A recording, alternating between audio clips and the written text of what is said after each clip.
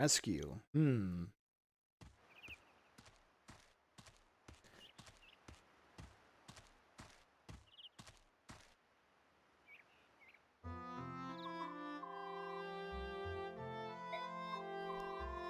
Here's Rhys. He is the company's healer. His whole thing is being kind of frail and sickly.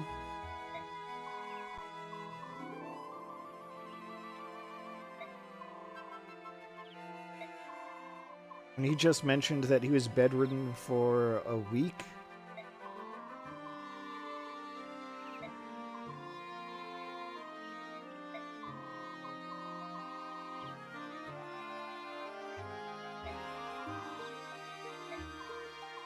Let's see.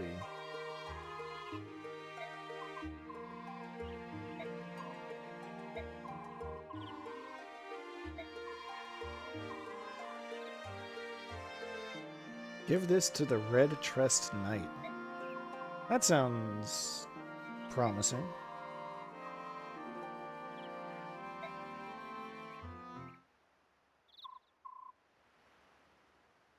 Uh-oh.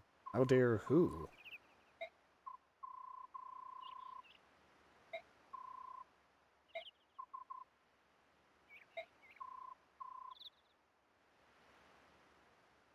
Right. Rhys literally might not be able to fight his way out of a wet paper bag.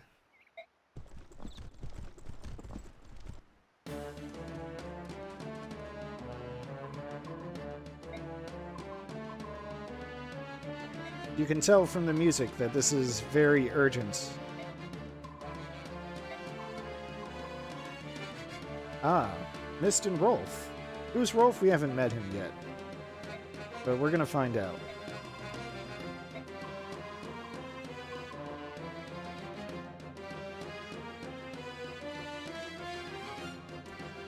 Free version of Coastal Chronicles. Yeah, it should be on all platforms. I'm pretty sure. On the eShop, it is called the demo.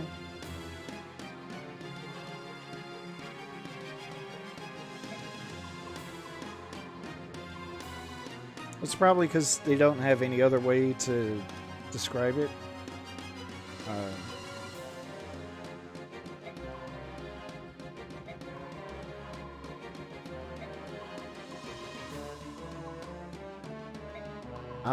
So it's bandits we beat up. We're back for revenge. How rude.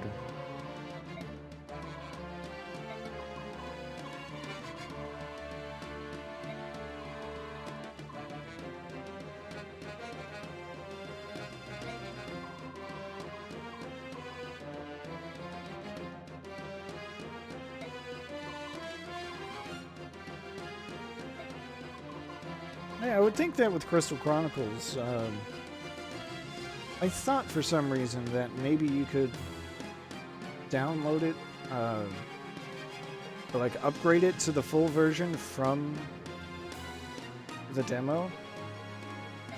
It might be that's why there's no separate page for it. I don't know. I'll be honest, I just bought it like immediately when I realized it was available last night.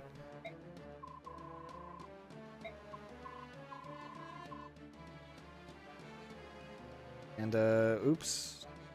Ike rushed out to battle with no idea where he's going.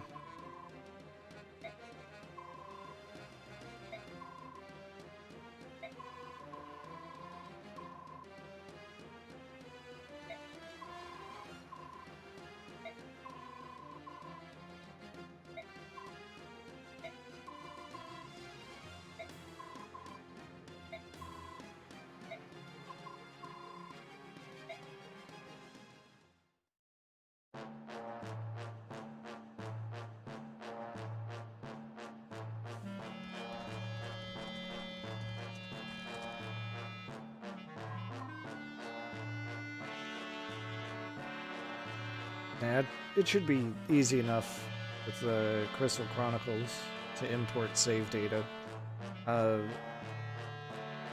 Mostly because it's just going to be character data anyway, for the most part.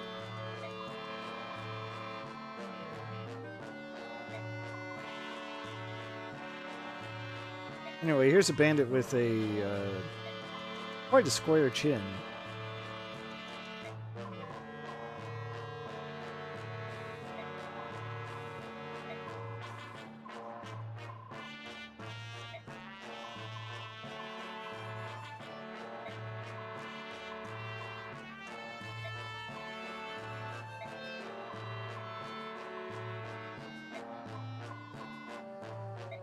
Oh no, look at that. Our impatience has brought out an awful lot of enemies.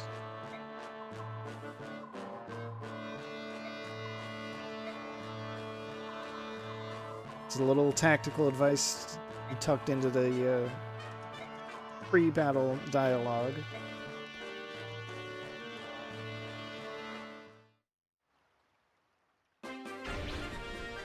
Alright, we don't need to watch the tutorial for routing. Routing just means defeat all the enemies. All of them. I wonder, does this have any... It does. This map also features heal hedge.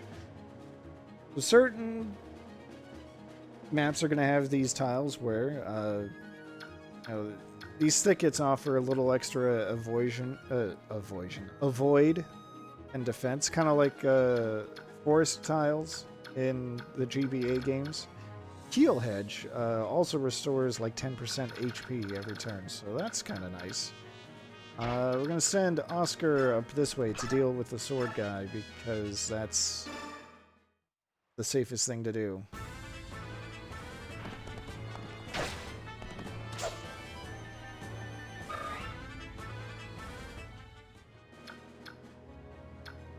And we'll have him move a little closer.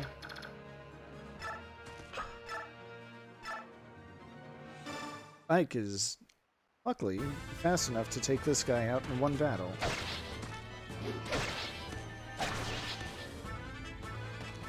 And that's something you really want to see out of your Ike. Well, I guess any unit, really, when you get down to it. But I am going to take that axe off of his hands. Oh, here's another thing that I haven't mentioned yet. Shoving. So shoving is it new? Strictly new to this game? It wasn't in the GBA games, is the important thing. So as long as your shoving unit is reasonably... It was in the sequel. I just couldn't remember... Oh, wait. Which sequel? Anyway. As long as... I think the limit is as long as the target unit is no more than 2 points higher in weight, they can shove them. And shoving just pushes a unit in a direction. Gives them a little extra range on their movement. You can do it before or after they act to kind of tweak their range for a given turn. That's kind of a fun thing. I meant that I didn't know if shoving was in like the Super Nintendo games, because I've never actually played those. I know those games had other features that were in and then got lost somewhere along the way and got reintroduced later in the series. I wasn't sure if shoving was one of those features. Anyway, there's Rolf.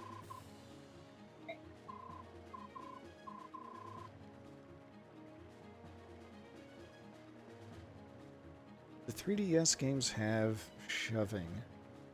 No, I don't think they did.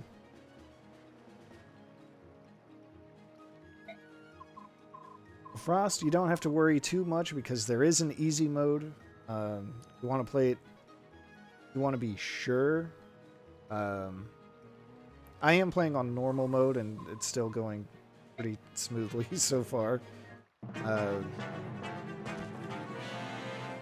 I don't remember this game ever being, like, absurdly difficult.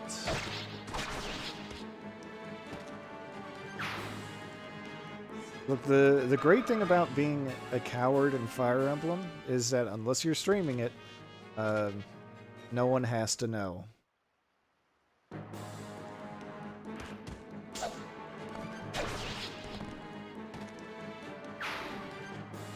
No, this does not have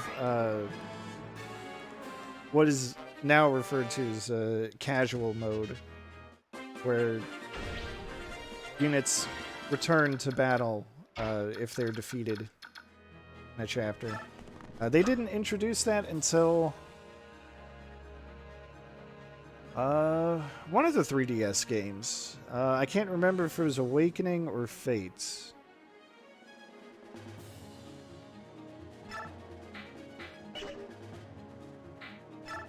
Yeah, I would believe it if it was Fates.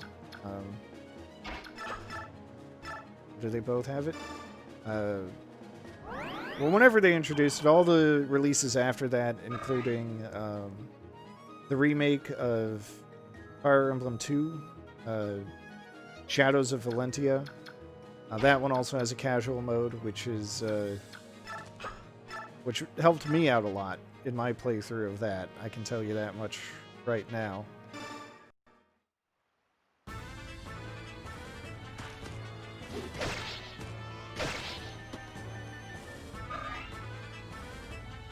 Boyd just tanking an axe on the chin.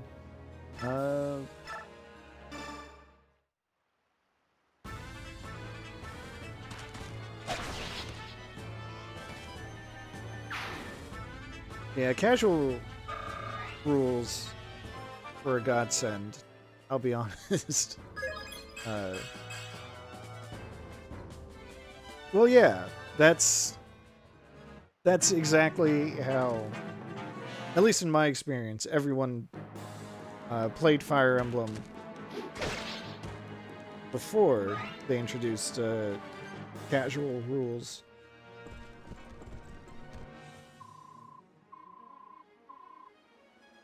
You do the best you can to keep everyone alive. You recruit all the people you can,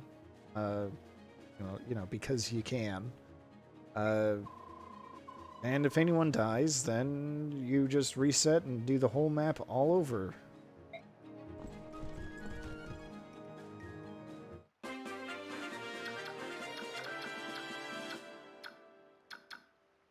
Anyway, Titania's back.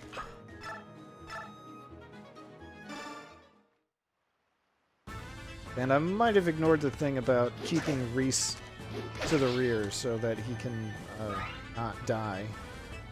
But it'll be fine. Trust me. I'm a professional.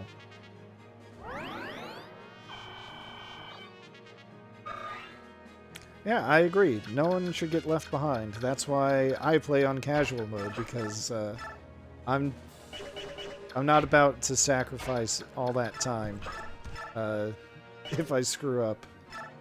I guess Titania's gonna get this kill because Oscar can't do it.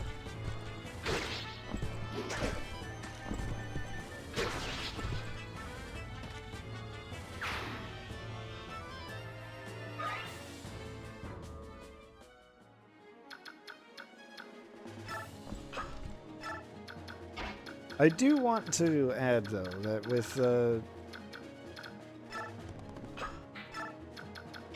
Shadows of Valentia, or Over Valentia, whatever it's called, Echoes, it's the other name for it. That game had, like, a lot of voice acting. So at the end of a battle, it was kind of rough. If even in casual mode, if one of your units gets defeated, at the end of the battle, there's like kind of a summary of how everyone did, and someone will say something like, "Yeah, we did it," or whatever. But if someone is defeated in battle, their best friend is like, "Hey, buddy, are you okay? Buddy? You okay?" Or, you know, whatever the case may be. Which is just kind of funny if you are playing on casual mode, because, like, they're going to be fine. Don't worry about it. Anyway, we've got a conversation. Ike has to apologize. Here's a convenient thing that the GBA games did not do. If a unit talks to someone, they still can do, like, an actual action. Talking is free. You can't, like, take back the move.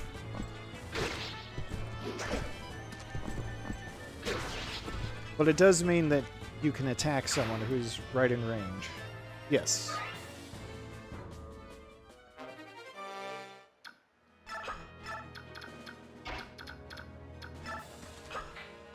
I really like it because then you get, like, something out of it, like maybe extra flavor, or it might be a recruitment kind of thing. And then, you know, you can, like, do something after it. It's convenience. I have Ike kind of in the fore. The leading edge of this attack on the bandits.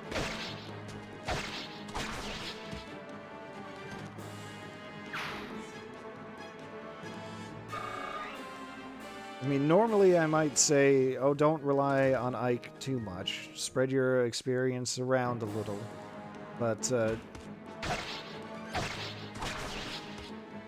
so many of these units, so many of these enemies are wielding axes, or they're slow enough that they can get doubled by Ike. And it's like, well, why use anyone else?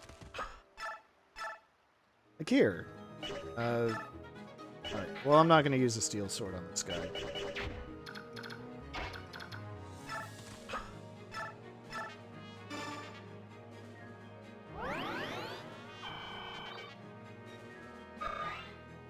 Oh, but speaking of other convenient things... Right, yeah. So, like, Oscar's at a triangle disadvantage. Boyd is neutral. So he's not, like, the worst option, but Ike has a clear advantage. So, you know. Why not? This guy, he's gonna die on the next turn, on his phase, if I stick Ike right here.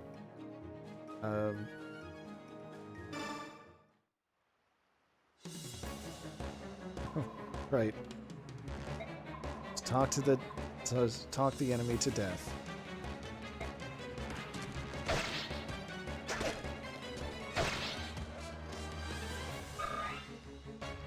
I mean, it's,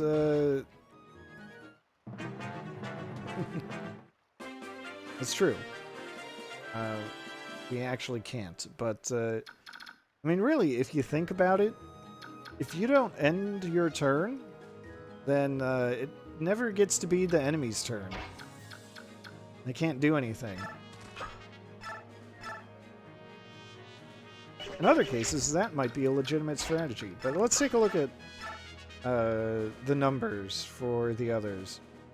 Like, Oscar can't get a kill here. Boyd has terrible accuracy. Titania could totally do it. But then she just absorbs all that experience and gets like 3 points out of it for being a boss. This is why you just... This is why you just have Ike do everything. Game's Dorcas, you're right.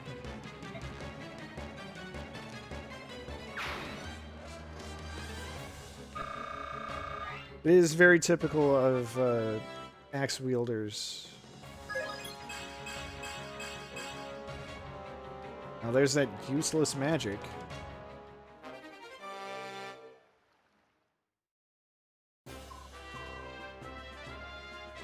But yeah, that's how axe wielders work. Is they're usually high HP with good strength and like no skill. Just just can't hit the broadside of a barn if they were 2 feet away from it.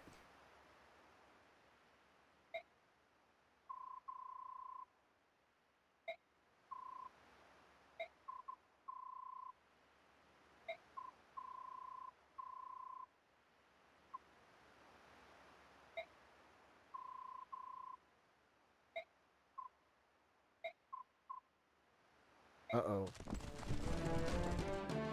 We're supposed to rout the enemies, but there's one left. This is quite the sticky situation.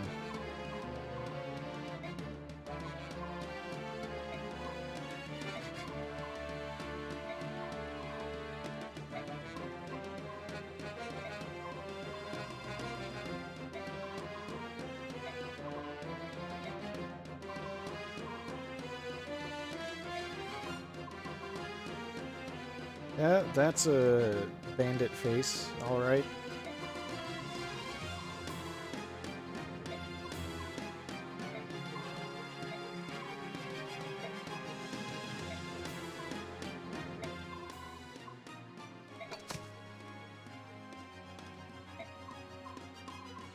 Not pictured. Titania actually putting her weapons down. You could hear it, but you can't see it. So this is the GameCube, I guess.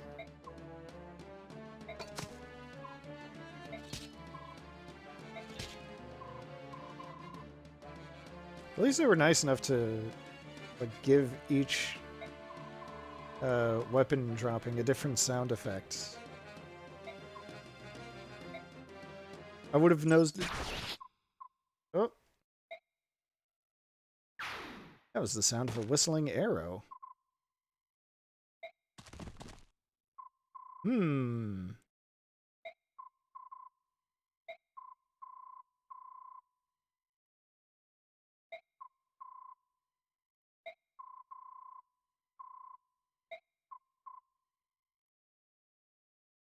You're both so brave. Yep, thanks. Good answer, Mist.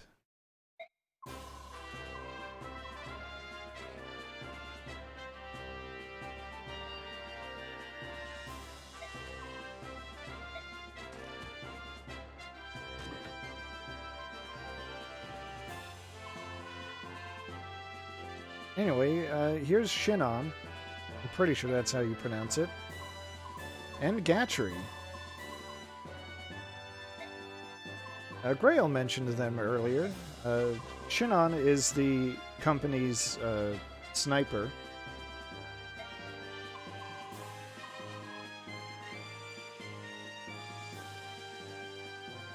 He's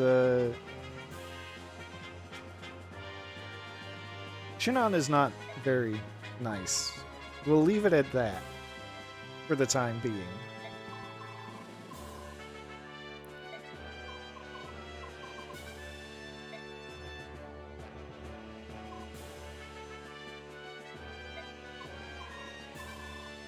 And Gatry is the armored knight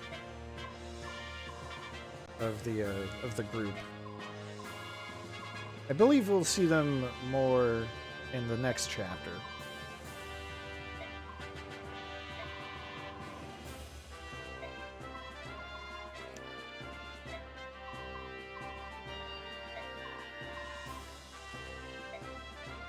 And after a little good-natured teasing between siblings, everyone's safe and sound, so hooray!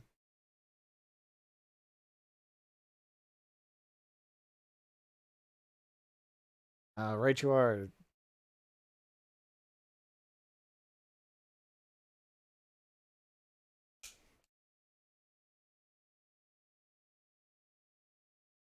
Okay. Yeah, it always seems to be the case, doesn't it? Well, no one ever said that they were particularly bright.